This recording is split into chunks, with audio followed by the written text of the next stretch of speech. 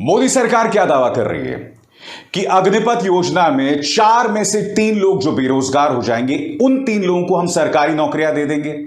आज मैं आपके सामने सरकारी आंकड़े पेश कर रहा हूं दोस्तों। आज के इंडियन एक्सप्रेस में एक बाकायदा एक लंबा चौड़ा लेख आया है और उसमें सरकारी आंकड़ों के आधार पर मोदी सरकार के इस दावे की पोल खुल रही है। जैसा कि आप जानते हैं कि चाहे बैंक हो, चाहे सेंट्रल पुलिस फोर्सेस हों या जो तमाम केंद्र सरकार के अलग अलग विभाग हैं, वहां पर पूर्व सैनिकों के लिए आरक्षण होता है, मगर जो आरक्षण के तहत उन्हें नौकरियां मिलनी चाहिए केंद्र सरकार वो भी नहीं कर रहा। आंकड़ा एक एक करके आपके स्क्रीन पर आ रहा है दोस्तों। सबसे पहले आपके सामने बैंक्स की बात करें दोस्तों। बैंक की अगर हम बात करें तो ग्रुप सी में 14.5% आरक्षण होता है पूर्व सैनिकों के लिए और ग्रुप डी में 24.5% आरक्षण।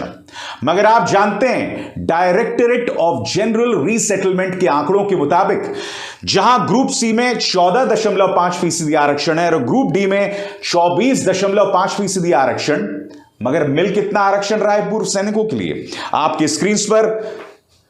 ग्रुप सी में 14.5% की जगह मिल रहा है 9.1% आरक्षण, यानी कि कुल 2,71,741 पदों में पूर्व सैनिकों को मिल रहा है 24,733 पद, यानी कि 5% की गिरावट। जो वादा किया था उससे 5% की गिरावट। उसी तरह से ग्रुप डी की बात करें तो आरक्षण मिलना चाहिए था 24.5%, मगर मिल कितना रहा है 21.34%, यानी कि करीब 3% की गिरावट दोस्तों।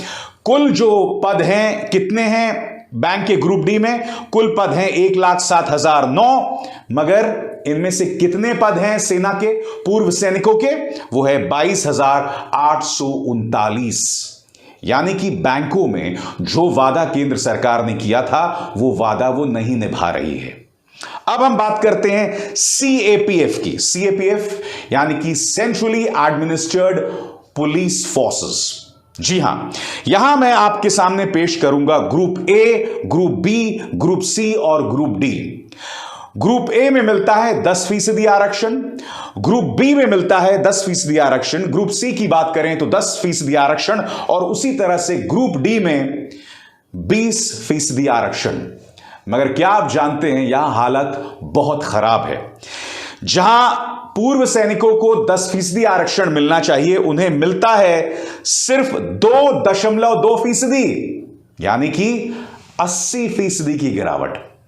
यानी कि कुल जो पद हैं वो हैं 76,681, मगर पूर्व सैनिकों को मिल रहे हैं 1,687 पद, 1,687 नौकरियां।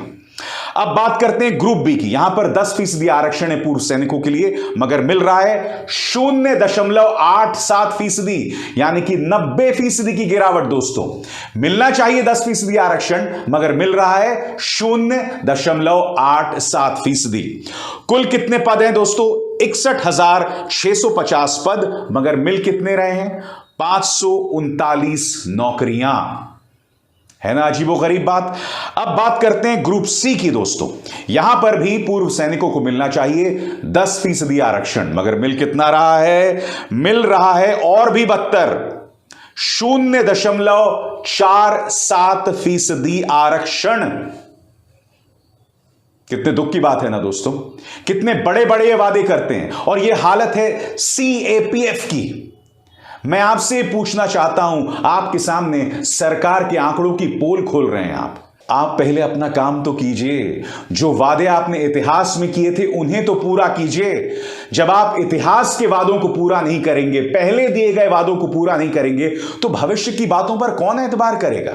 तो मैंने आपके सामने बैंकों की स्थिति पेश की, मैंने आपके सामने सीएपीएफ की स्थिति पेश की।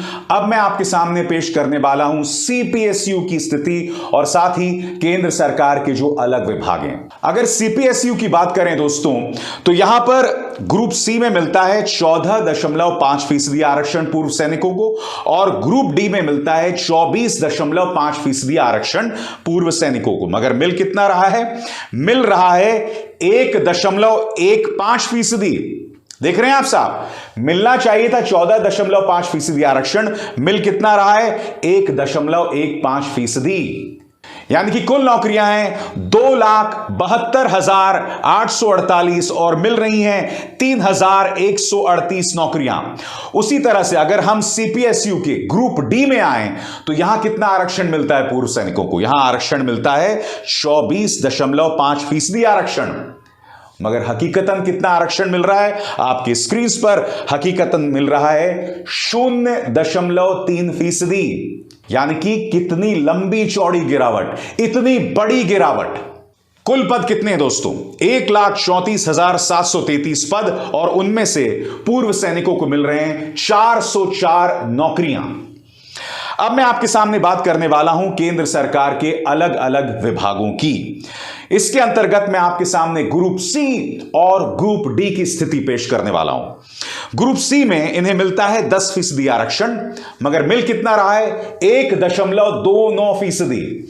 उसी तरह से दोस्तों ग्रुप डी में मिलता है 20% आरक्षण, मगर मिल कितना रहा है? 2.66%। मैं आपको एक और चीज याद दिलाना चाहता हूं।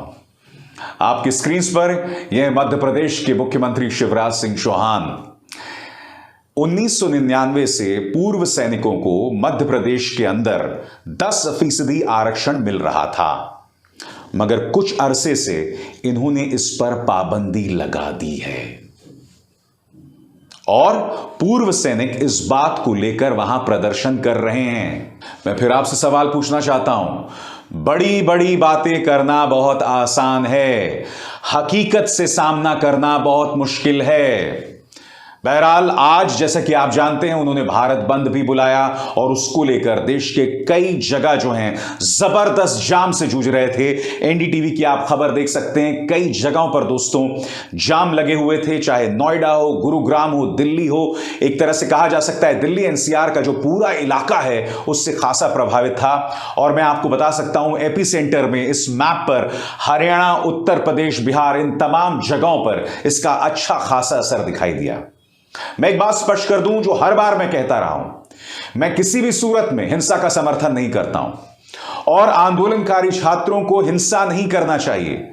मगर जो तस्वीर आज मैंने आपके सामने पेश की, कम से कम ईमानदारी से, साफगोही से मोदी सरकार इसका जवाब तो दे। हर चीज प्रोपेगेंडा के जरिए आप कैसे उड़न छू कर सकते हैं? हर चीज पे प्रोपेगेंडा नहीं चलता। मेरी इस बात पर ध्यान रखिएगा, उनके सवालों का जवाब दीजिए। हर कोई जुमलेबाजी में अपनी जिंदगी नहीं बिताता। कृपया तथ्यों पर आइए, तथ्यों के धरातल पर आइए और उस धरातल पर खड़े होकर उन आंदोलनकारी छात्रों के सवालों का जवाब दीजिए। अगर विपक्ष आपसे सवाल करता है तो कोई गुनाह नहीं करता है। अगर अभिसार शर्मा आपसे सवाल करता है तो कोई गुनाह नहीं करता है। एक पत्रकार और विपक्ष का काम है यह सवाल करना और उसके अलावा कुछ नहीं। अभिसार शर्मा को दीजिए इजाजत। नमस्कार। स्वतंत्र और आजाद पत्रकारिता का समर्थन कीजिए, सच में मेरा साथी बनिए। बहुत आसान है दोस्तों, इस ज्वाइन बटन को दबाइए और आपके सामने आएंगे ये 3 विकल्प, इनमें से एक चुनिए और सच के इस सफर में मेरा साथी बनिए।